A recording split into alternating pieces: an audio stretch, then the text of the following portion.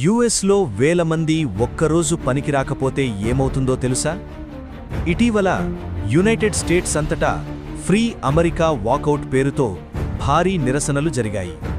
Employees, students, teachers చాలామంది jobs, schools వదిలి roads మీదకు వచ్చారు. ఈ వాకౌట్ ఎందుకు జరిగింది? ప్రొటెస్టర్స్ చెబుతున్న కారణాలు 3: హెల్త్ కేర్ ఖర్చులు, ఇమిగ్రేషన్ పాలసీలు మరియు వర్కర్స్ రైట్స్. వీళ్ల మాటల్లో పనిచేస్తున్న బేసిక్ సెక్యూరిటీ లేదు అనే ఫ్రస్ట్రేషన్ స్పష్టంగా కనిపిస్తోంది. వాకౌట్ రోజున కొన్ని ఆఫీసెస్, స్కూల్స్, బిజినెసెస్ కంప్లీట్గా షట్డౌన్ అయ్యాయి.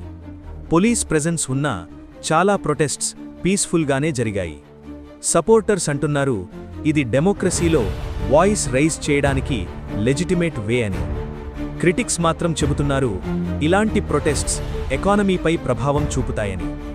ఇప్పుడు అసలు ప్రశ్న, ఇలాంటి మాస్ వాకౌట్స్ గవర్నమెంట్ పాలసీస్ చేంజ్ చేయగలవా? లేదా ఇవి కేవలం టెంపరరీ యాంగర్ ఎక్స్ప్రెషన్ మాత్రమేనా? యుఎస్లో మొదలైన ఈ ట్రెండ్ ఇతర దేశాలకు కూడా స్ప్రెడ్ అవుతోందా? మీ అభిప్రాయమేమిటి? కామెంట్ చేయండి.